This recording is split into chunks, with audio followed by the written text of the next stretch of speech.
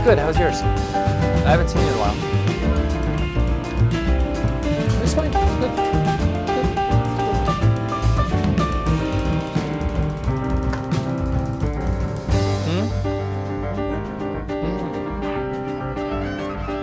All right, so this class we're going to be looking at Greek architecture. Greek architecture flourished during several of the periods that we're going to be talking about in terms of statuary, etc. But there wasn't a lot that was happening early on in the geometric period and orientalizing period. It started a bit in the archaic period, but mostly it is in the classical period. Okay. So that's mainly what we're going to be focusing on. Before we dig into what the different types of architecture, we have to get our terms in place. So you have a handout there. That's the exact same as what is here. There are certain things here you're going to want to know for the next test. So start reviewing this. So you can see that things are a little bit different between the Doric order and the Ionic order. We'll go through that here in a second, what the differences are. But so raking cornice, pediment, same on both sides. The cornice is the same on both sides. Frieze, cornice, entablature, etc. These are all going to be about the same. You can see that in the Doric order, this is going to be a slightly larger architrave. That's going to be a slightly larger frieze, but they're basically still the same thing. Where it gets a little bit different is when we get into the column itself. The abacus is the top section. The volute only exists in the Ionic part. Okay. This whole section here, the abacus and the capital, or the abacus and the volute is the capital, and then same thing here. The abacus makes up the capital. And then we have the shaft, and then on the Ionic we have a base, on the Doric we have no base, and then the stylobate. Stylobate is just the platform that the columns stand on. Yes? We have to label these on test. Yeah, most likely. Okay. Or like fill in the blank? I mean, like Yeah. word break? Yeah. Word break? No. No. I'm pretty sure. You can't change it when you do.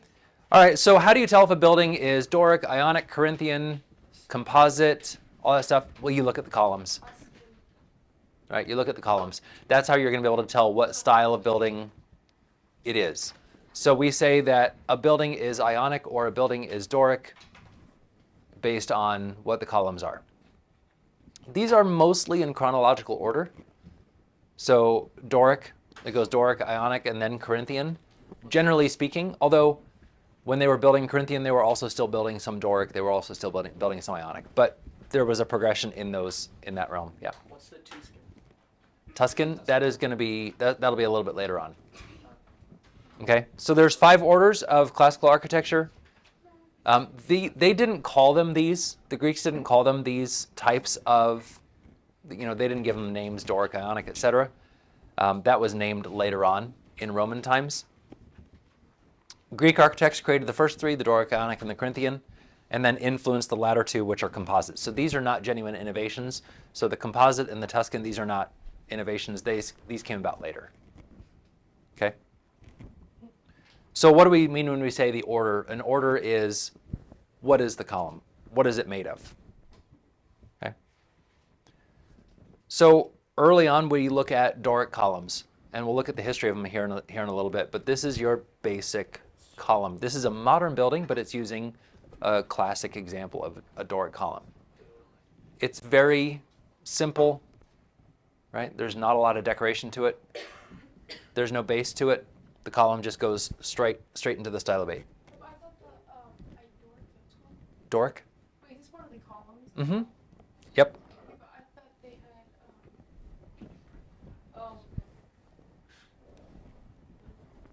had, Okay. All of these columns, except the Tuscan, which we'll maybe look at later. I don't know if we're going to look at them. All of them are what's called fluted. So they all have these lines carved into them. It's called fluting, or fluted columns. This does a couple things. It makes it look more elegant. It draws the eye upwards. And it also does help slightly with structure. A little bit, not a whole lot. You're taking away more material. Right, but you're adding, anytime you're adding a curve to a structure, anytime you're adding some sort of an arch to a structure, you're helping the structure hold a little bit. Yep. So what do they call the curve? It's called fluting or flutes. Okay. So early on, just like we saw in the Temple of Knossos, right? Those pillars, those were painted red. Those were wooden pillars. And that's the easiest thing to use, right? Use wooden pillars. They're already pretty straight. You just shave them up a little bit and it's pretty much made for you. But then as time went along, they started to build in stone. Stone has the added benefit of being stronger, but it's also heavier. So you have to kind of, we'll talk a lot more about that when we get into medieval building techniques. Then we have the Ionic order. So the main difference is this volute here. The capital has this volute. Purely decorative. It has nothing to do with the structure of the column whatsoever. Okay, so the differences between an Ionic column and a Doric column are an Ionic column has this volute, has a more decorative capital, and it has a base. So the column itself doesn't just go straight into the foundation, straight into the stylobate. Okay. And then we have the Corinthian column. This was invented in Athens in the 5th century. Similar to the Ionic in that it has that base, but it also has a decorative top. This is actually technically a composite because it has these volutes here. So technically Oh my gosh. a Corinthian column is just this decorative part. That wouldn't really be to like a standard because it doesn't have the lines down the pillar. It's just straight marble. Yeah, so this is a modern invention, but I like being able to see the detail on all this. So this is what it, when you look at ancient Corinthian columns, they're all kind of worn away, or a lot of them are worn away. This is a modern one, so I wanted you to be able to see what it would have looked like when they were actually carving it at the time. So what are the decorations? It's topped by a decorative capital of stylized acanthus and fern leaves. Okay, and this goes back to, different ceremonial techniques that they had using these particular types of plants, and so they then started to carve them into the columns themselves. And again, purely decorative, has no structural importance whatsoever. So you're going to see this shift from structure to decoration more and more as we move through Greek architecture. Okay, so these orders are basically the grammar, I call it, of modern architecture. You look at any building with pillars in it, it's going to be one of these three, or a composite or a Tuscan, but it's going to be one of these three. Hey, Tony? What columns do neoclassical buildings use, like the ones like the White House? All different ones. Oh, they do. Mm-hmm. Yep. So I think the Jefferson Memorial, uses Ionic columns. The Lincoln Memorial uses Doric. It just depends on what the architect wanted to do at that time. But everything but Tuscan has the bridges in it? Has generally, but I mean, you can see here, this is a modern Corinthian column and it doesn't have the fluting. But Greek columns generally would. Okay. All right, so let's go back in time a little bit. This is one of the first temples that we see. This is an archaic temple. Obviously, it's almost all destroyed by this point, but you can see how it was built, right? So it's blocks that are carved and then they're stacked on top of each other, and these are Doric columns. There's no base; it goes straight into the stylobate here. But they still have the architrave, they still have the raking cornice, they still have the pediment, all that kind of stuff. It looks thick. Yes, these are much more thick. As time goes on, the pillars are going to become thinner and thinner. They're going to be able to develop technology that allows them to build taller. Yeah. How do you, I know they're cutting blocks, but still, how do you get the blocks on top of each other? Ramps, and same way that they were moving blocks, Like carrying it? scooting it along the ground on rollers, on logs or something, would be my guess. Yeah. Yes. Dorics, it was wood pillars. Did they ever make them out of stone or anything? These Doric are made out of stone. Okay, not just wood. Yeah, so mostly what we're talking about here is stone. Everything here is stone. Okay. All right, let's look at the Parthenon. The Parthenon is probably the most famous out of all the Greek temples. This is what it looks like today. So this is the Parthenon. The Parthenon is the building. The Acropolis is this whole area. So the Acropolis is the raised part of the city of Athens. People still live there. Uh-huh. Did they back in the day? Did they build that wall there? Or did we build that? No, this is probably from about 1,000 years ago. Holy sh- I'm sure they had some sort of a support, but I'm not 100% sure about what it was. So the Parthenon, this was built in the mid-5th century BC. It housed inside a gigantic statue of Athena. And this was a temple that basically proclaimed the glory of Athens. Right? So it was high on this hill, high on the Acropolis. It was a sacred spot for them. And again, it was built in honor of Athena. The whole city was named after Athena anyway. But we have here this temple dedicated to her. So the Acropolis is the wall thing? The Acropolis is the mound, is the hill that the Parthenon is on. Do they still have the statue? Nope, that's gone. But I'll show you a representation here in a second. So the Greeks had this idea that architecture should be admired from close up, but also from far away. And so we'll talk a little bit here in a second about the proportions and about how they built these things. But they wanted to give you this imposing concept, or this imposing view of what this temple would be. This was the most important temple in basically the entire Greek world at the time. This is an example of what the statue of Athena would have looked like. This is a recreation of it. Is that there now? No, that's somewhere else. I think it's in Memphis? Memphis? I think somewhere. I'm not sure. It's somewhere in the United States. They Where's Memphis? built Tennessee. They built a recreation of the temple. So you can see kind of what it would have looked like on the inside. But there's this massive statue of Athena, the goddess of war, right? Okay, so small. We're gonna, Why Memphis? Like, why would they put Memphis? Like, why not Phoenix? yeah, I don't know. Athens to Memphis, Egypt, or Memphis, Tennessee? No, Memphis, Tennessee. It's either that or I think it's in Memphis. No, I've never seen an interesting name of Memphis. We gotta look this up. So that means nothing. We're dying.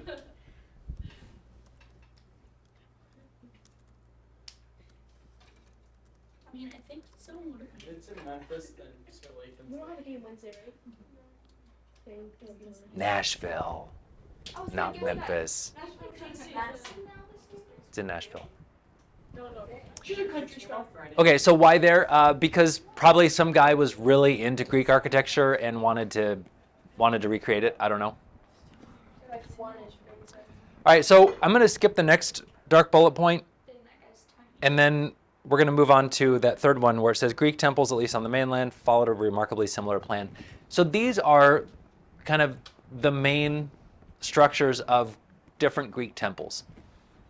There were a few that were made round, but most of them are rectangular. There's not a lot of innovation in how they're building the temples. So they developed this and then they stuck with it. Almost all of them were rectangular and bold word peripteral, which means the exterior sides and facades consisted of rows of columns. So you have almost this porch on the outside, and then this is the interior. So you walk in. So this is an exterior porch, and then you walk in on the inside. Okay, so you have these, what's that? Those also called prayer. Correct, yep.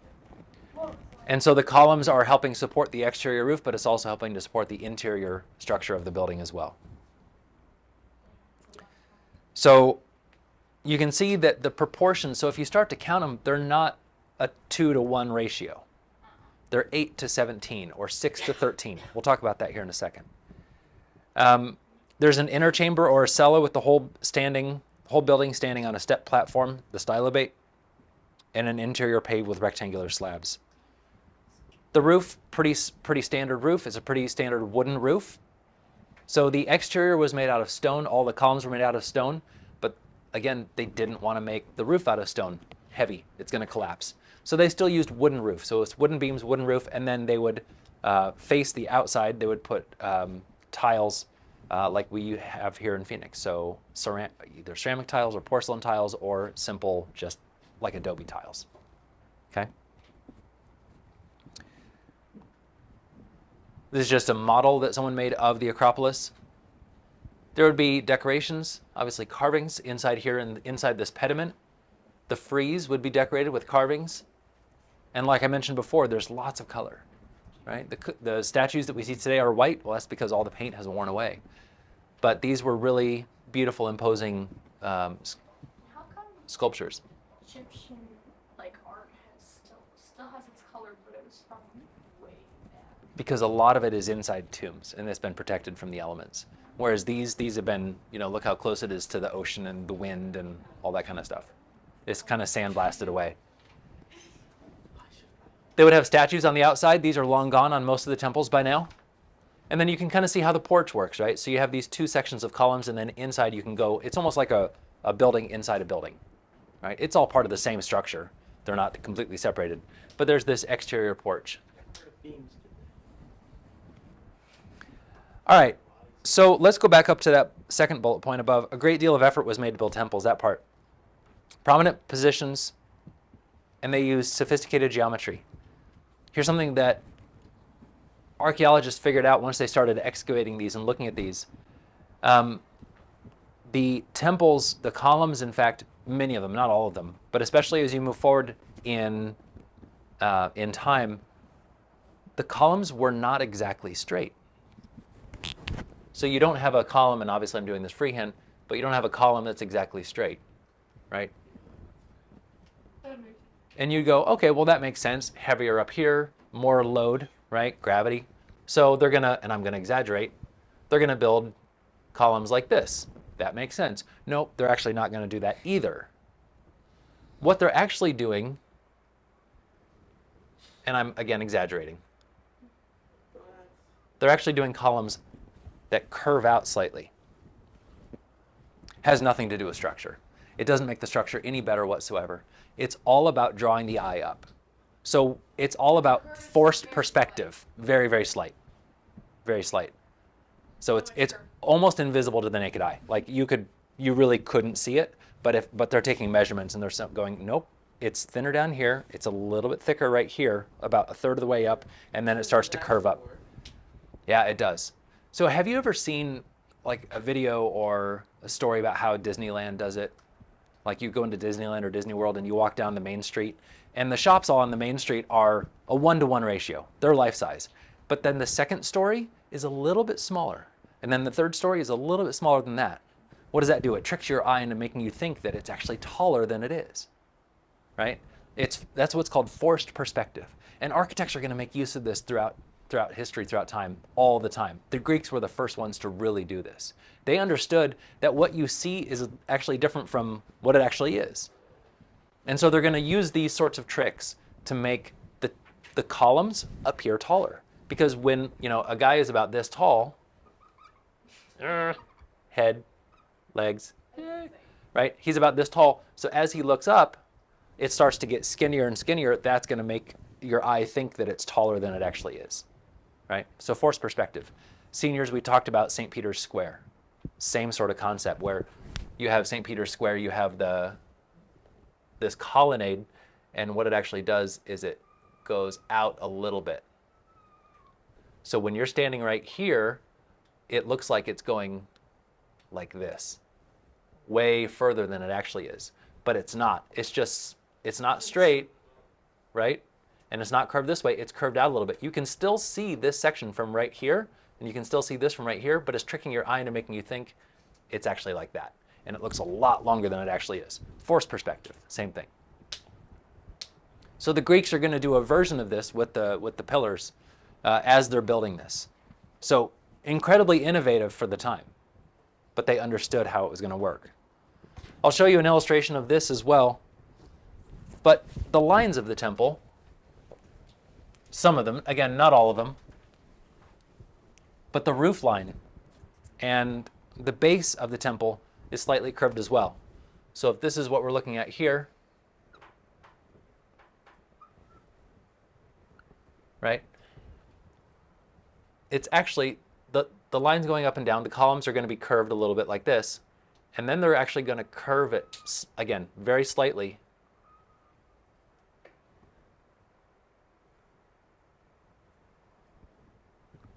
Very, very slightly. I'm exaggerating it here. But they're going to curve it just a little bit, again, to make it look longer. If you're standing right in front of it or standing, you know, right around here, it's going to make you think that it's a lot longer than it actually is. Okay, so they're doing some of these really subtle tricks to make these temples look more imposing and more interesting. So again, last white bullet point there, the refinements show that the Greek temples were not only functional structures, but that the building itself was symbolic and an important element in the civic landscape.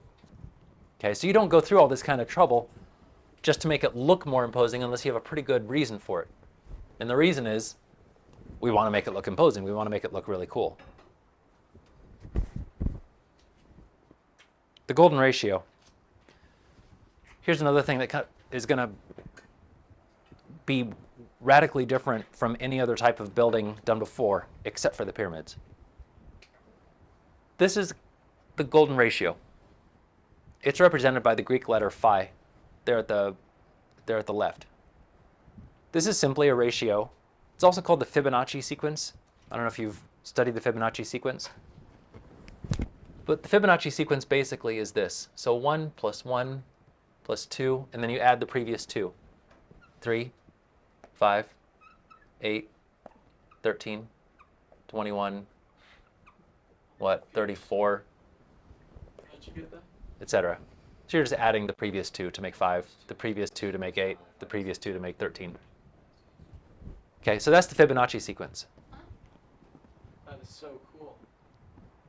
So you add the previous 2 numbers to get this one. Oh, okay. And then 3 plus 5 is 8, 5 plus 8 is 13, 8 plus 13 is 21, 13 plus, etc., etc. Okay? You divide 5 by 8, and you're going to get a number pretty close to 1.618. You divide 8 by 13 by 8, you divide 21 by 13. You take the previous number and you divide it by the other, and that gives you this number. All right, why are we doing math and art history? Yeah, Because of this. If you ask someone to draw you a rectangle, what they're probably going to do is they're going to take a square, right? All the sides are equal, and they're going to take another square. And that's what? That's a ratio of 2 to 1. But humans don't like this. We don't like it. It is, You sound like the, yeah, the thing humans don't like. humans don't like this. What we actually like is, instead of a ratio of 2 to 1, we like a ratio of, this marker's going crazy, of this. So instead of a 2 to 1 ratio, we like a 1.618, et cetera, et cetera, et cetera. Wait, you're doing You math do. homework, I'll tell your teacher. You do. It's best. This is a ratio that continues. So if you then take, We just draw one whole rectangle. if you then take this perfect square, so this is a perfect square, and it leaves this rectangle. Then you take a square here, it leaves this rectangle. Take a square here, take a square here, Just keep breaking. and it keeps going and going and going. Oh my gosh. And you have this spiral. This is called the Fibonacci sequence, okay? Or the golden ratio, or phi, as the Greeks called it. Okay, why did they spend so much time looking through this? Well, the Greeks liked math, but the Greeks also were keen observers of nature. And they saw that the Fibonacci sequence exists in nature everywhere. It exists in nature everywhere. 1, 2, 3, 5, 8, 13, etc. It exists in nature everywhere. Galaxies follow the Fibonacci sequence. Roses, plants, shells. Humans follow the Fibonacci sequence. It's how we were designed. That's why we don't like this. We like this because it just feels better for us. Because all of creation and all of us are made using this sequence. We just like get it. Do we? We just understand it. Okay. So I don't understand why we're drawing little squares. So these squares, this is a rectangle, right? Yeah. And the proportions, this is, let's say this is 1 inch. This marker shucks. I think it's the board. This is 1 inch. This is 1.618 inches. Okay. If you draw a perfect square, if you divide this up into a perfect square, you're left with a rectangle here. Okay. If you divide that rectangle into a perfect square, you're left with another rectangle here. If you divide that into a square and a rectangle, then and it keeps going and going and going. So it just makes that one. It makes the big rectangle square combination over and over and over. And it keeps going and going and going infinitely. You're never going to close up that square. Okay? And this spiral, so it's a spiral in exactly these proportions. It's not a spiral that does, this and then closes in on itself eventually. It'll never close in on itself. Okay? It's infinite. And this circle is found in nature, all throughout nature. Okay? Leonardo da Vinci loved the Fibonacci sequence. He used it. The Mona Lisa follows it. The Last Supper follows it. The Vitruvian Man follows it. I don't understand how what's called the Vitruvian Man. Mm-hmm. I don't see how it follows it. It's just kind of like, Shoved it on there. yeah, like just Yeah. put it on there like this. Sometimes it doesn't quite fit. So like it's not going to exactly hit the nose. It's not going to exactly hit this. But researchers have actually looked at human faces. And they have found a human face, or they've taken a human face and photoshopped it and made it fit into the Fibonacci sequence and showed it to someone, and then showed someone the unaltered version. Said, all right, which person is more attractive? And almost every time people will say the person whose proportions exactly follow this. So this isn't a spiral. This is a lot of math. But basically, these are the nose to the bottom of the chin follows this same proportion. The distance between the eyes, the distance between the cheek. Again, we are built to recognize this and to like this because it's in our building blocks. It's literally, or maybe figuratively, I don't know, in our DNA. All right, so the Greeks recognized this. They knew this. And so the temple is built according to this 1.618, etc. ratio. So this is not a 1:2 ratio, this is a 1:618. And even further, so from the top of the pediment to the base, you have this ratio. And then you start to have, here the base of this, of the entablature is the next one. And then the cornice, and then the frieze. And then you keep going further. Well, why start it there? Why not start it in the middle? Because you have to start it at the top of where the whole thing is. So when it was covering sky, how does that have anything to do with the building itself? The line? Because this is where the top of the pediment is. It's just not there anymore. What did you say it was called? The circle thing? The Fibonacci sequence. It's like a Fibonacci. These are a bunch of these rectangles, all divided up into this 1.618 thing. And you can see how it perfectly matches. They did this purposefully. And even details, as you zoom in, details follow it as well. Okay? So this wasn't just, hey, let's just build a temple. It was, let's build a temple as perfectly as we can. Right? This fits with what they were also doing, trying to, and we'll talk more about this when we talk about sculpture and statuary.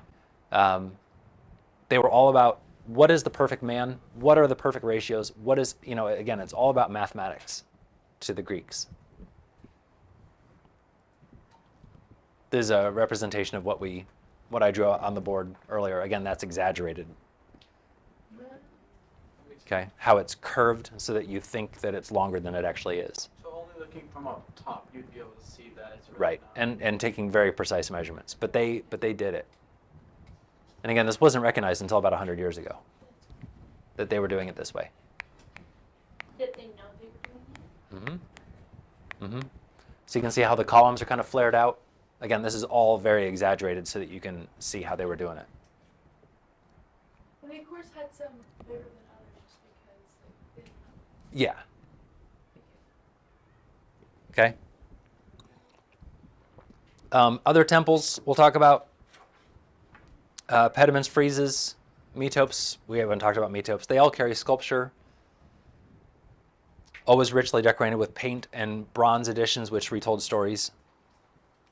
And then that just talks more about how they were able to provide, drainage, good foundations. The Greeks were very, very adept builders. So it wasn't just, here, let's just build a temple.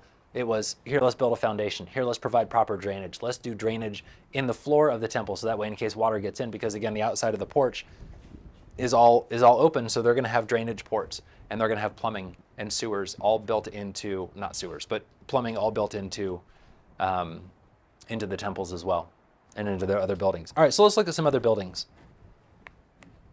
This is called a stoa. A stoa is different from a temple.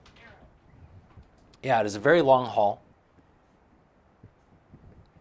And this is essentially a meeting place or a marketplace or any sort of a civic gathering area. So this has nothing to do with worship. This was kind of the city hall, the central place for the people of the city. So this starts from the 7th century BC onwards. It's a long, narrow row of columns backed by a plain wall and roofed. Okay, so same sort of concept as a temple, but again, the purpose is functional, so they're not going to follow the same exact proportions. Its purpose is not decorative or imposing or ceremonial.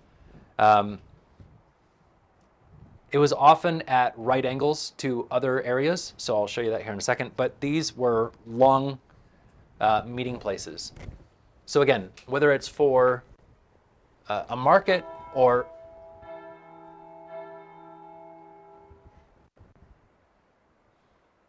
that's not right. No. No. Yeah, I don't know what I did. Should we run out of poetry? No. So this is a long meeting place. So a stoa, if this is your eye view of it, it would often be on the side of a courtyard. And then you have all these pillars here. And then you have the inside structure, again, exaggerated. And this is where you would have like a marketplace or a gathering place. And then inside is the city government or something like that. So there's different sorts of things that people are doing with the stoa. Outside where the columns are, that's where the marketplace is. Mm-hmm. Is So it a two-story or does it just look two-story? it just looks two-story. Oh, Whoops. that is so Okay. What's that guy's I don't know. It's just some sort of a statue. name? It's like a cute body and then the head. All right, let's pause here because people are going to start coming in. And I guess second period is just going to be long. Sorry. I'll go fix the bells. we just stay here. Yeah, can we just stay here? Well, because other people are going to be coming in. We need to go back. And not go Just go read a book in the library. Go here, go. It's a good idea. Sorry. Get out of here. There's a library.